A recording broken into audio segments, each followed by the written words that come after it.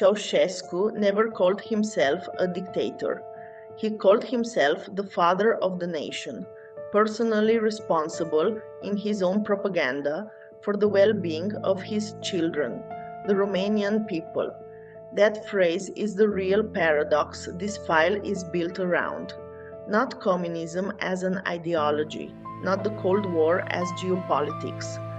A man who styled himself as a parent, swimming in his own private pool, while the children he claimed to love stood outside in the cold for a quarter loaf of bread. In the winter of 1989, while the citizens of Romania stood in freezing lines for hours for a single loaf of rationed bread, this was the private reality of their dictator. These images, captured inside the private residence of Nicolae and Elena Ceaușescu, reveal a level of luxury that historians have compared to the absolute monarchs of pre-revolutionary France. Gold-plated bathroom fixtures, private cinemas, silk-embroidered walls, an indoor swimming pool, bathrooms fitted with bidets, a fixture so rare in Romania at the time that most ordinary households wouldn't have one in their own homes until well into the 2000s, more than a decade after he was gone. Even by today's standards, in 2026, this would still register as a luxury home. But this wasn't just wealth, it was a psychological shield. For over 2 decades, the Ceausescus ran Romania less like a communist state and more like a family enterprise, enforced by the Securitate, one of the most pervasive secret police networks in the Eastern Bloc. Historians still debate exactly how many ordinary citizens were informants. Some estimates run as high as 1 in 3, though the real figure is contested. What isn't contested is the climate of suspicion it created in every home, every workplace, every line for bread.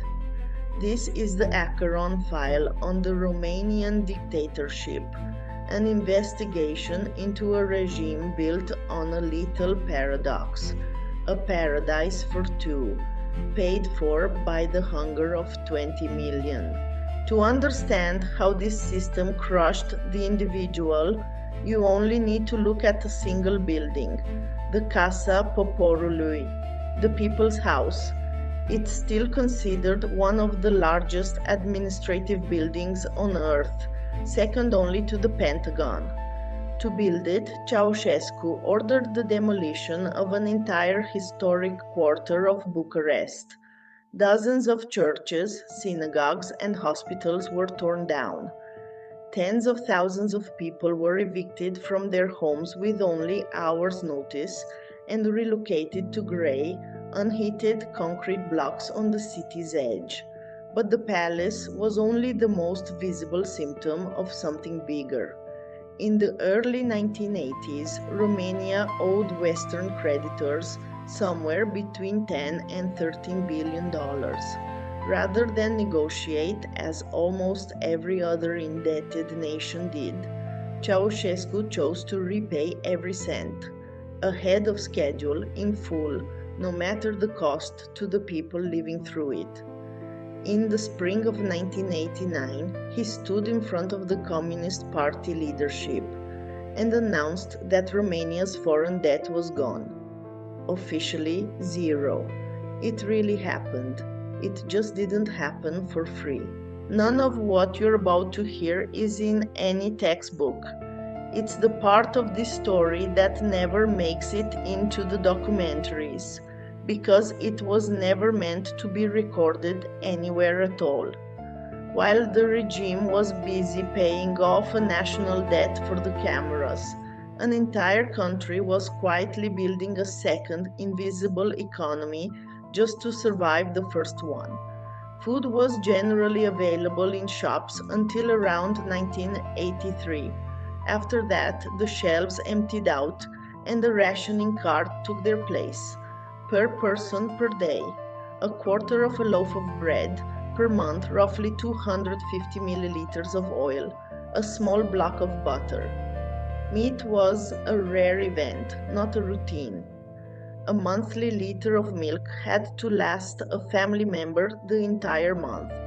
The lines for what little there was started at 4 in the morning. People who arrived too late simply found nothing left. Families learned to work the system as a unit. In mine, my 2 brothers and 2 aunts would take turns standing in line for hours, holding the bags and the place of everyone else, so the whole family didn't have to lose a full day just to eat. My father found his own workaround.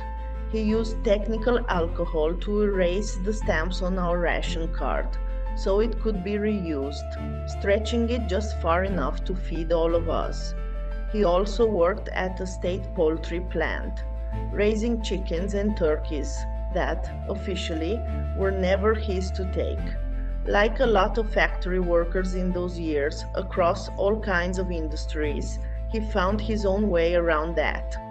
Birds smuggled out, concealed in a pouch worn under his belt, hidden against his body. Enough, some weeks, to feed the family, and other weeks to trade for whatever else had gone scarce. It wasn't legal, it also wasn't unusual. An entire underground barter economy ran on exactly this kind of quiet rule breaking. A friend of the family, whose husband worked at the state bread factory, would smuggle out yeast, and his wife would resell it, because yeast, like almost everything else, had simply stopped being available through official channels. The same logic ran through every official institution. Hospitals, town halls, police stations, none of them moved without a bribe, and the bribe rarely came as cash. It came as coffee, cigarettes, a turkey, anything scarce enough to act as currency. Surgery in a state hospital meant paying, informally, almost everyone who touched your case, the surgeon, the nurses, the orderlies, because official wages were too low to live on, and everyone, including the people meant to be helping you, was also hungry. The state didn't only ration food. Electricity went out most evenings, sometimes during the day as well.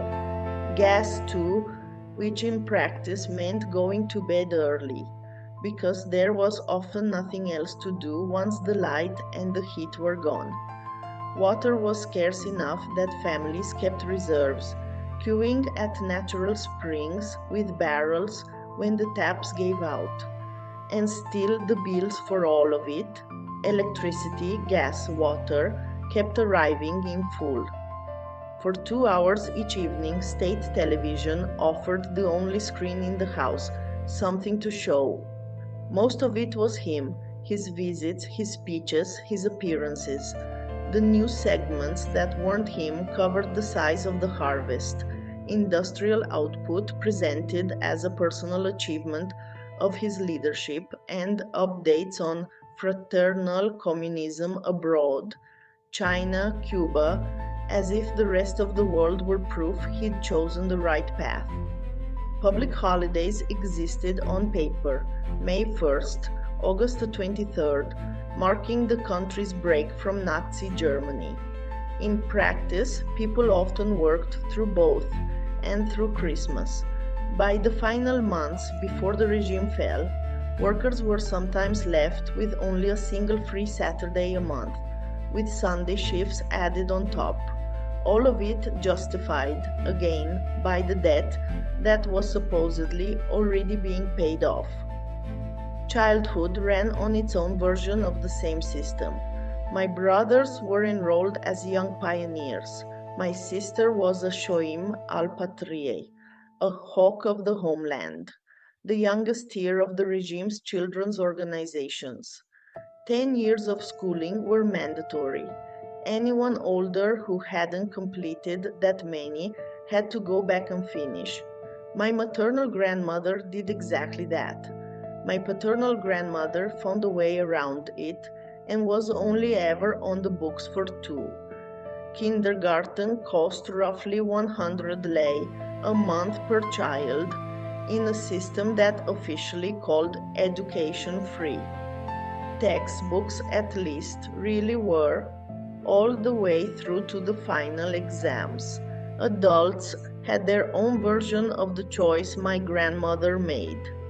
Party membership wasn't legally compulsory, but skipping it, or skipping the assemblies that came with it, meant the worst job assignments and none of the small bonuses that made survival slightly easier. Compliance wasn't enthusiasm, it was arithmetic. And somewhere in the middle of all of it, the ration cards, the 4 a.m. queues, the bribes paid in cigarettes and turkeys, the self-declared father of the nation was rinsing off in his own private pool, inside a palace almost none of his children would ever be allowed to see from the inside. I don't say any of this as a historian. I say it because it's what was passed down to me by people who lived every line in this chapter, one ordinary week at a time, for years. But the real architecture of a tyrant's mind is never found above ground. It's hidden in the dark. These images show the substructures beneath the palace of the parliament, a sprawling network of reinforced concrete tunnels, hidden escape routes, and bunkers reportedly built to withstand even a nuclear strike. Ceausescu was consumed by an acute paranoia of assassination, of radiation, of his own citizens. These tunnels let him move through the capital almost entirely underground, invisible to the public he ruled. There were also persistent claims at the time, repeated by many Romanians, but never fully verified by historians, that part of his personal security was recruited from state orphanages, raised with loyalty to him alone. It's impossible to confirm at this distance, but the fact that the claim existed, and that so many believed it, says something about how deep the climate of suspicion ran. And here is the regime's darkest paradox. While the dictator engineered fortresses to preserve his own life, his policies were producing a demographic catastrophe above ground. Under Decree 770, contraception and abortion were made effectively illegal, in an attempt to force a population boom. Roughly once a month, women between their teens and mid-40s would be pulled from their jobs for a mandatory gynecological exam, performed by a state doctor checking for pregnancy. A doctor who, by most accounts, often seemed no happier about the arrangement than the women in front of her. With no legal alternative, some women turned to dangerous, makeshift attempts to end unwanted pregnancies on their own. Many of them did not survive it. The result was also a humanitarian crisis of a different kind. Large numbers of children that families couldn't support were placed into a state-run institutional system. What later became known, after 1990, as Romania's orphanage crisis, exposed children living in conditions of severe neglect. Overcrowded, underheated, and largely hidden from state media at the time. It remains one of the most documented human costs of the Ceausescu era. The tunnels weren't just a defense system. They were the physical line between a dictator's survival instinct and the human cost of the policies he imposed. It started in Timișoara in the middle of December 1989, after the attempted arrest of a local pastor sparked street protests. The regime's answer was the army. Estimates of how many died in the crackdown that followed, in Timișoara, then Bucharest, then across the country, vary by source, but by most counts the toll ran into the hundreds, and quite possibly over 1,000 nationwide before it was over. On December 21st, the illusion broke completely. On a balcony, mid-speech, Ceausescu looked down and realized the crowd wasn't cheering anymore. They were booing.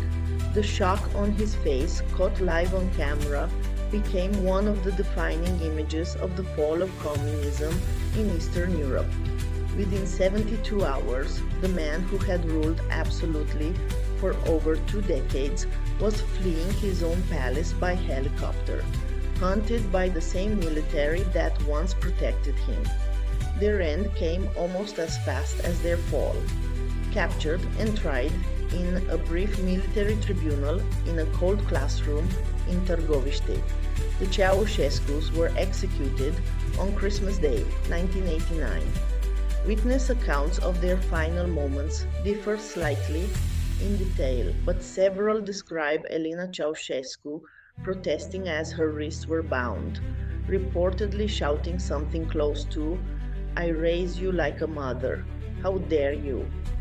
Whatever her exact words, the sentiment historians point to is the same. Until the very end, by most accounts, neither of them seemed to grasp how the country actually saw them. The Acheron File is closed. Some regimes fall to armies. This one fell to a crowd that simply stopped clapping. After years of a quieter, slower kind of resistance that never made it into any history book, people just finding a way to feed their families anyway.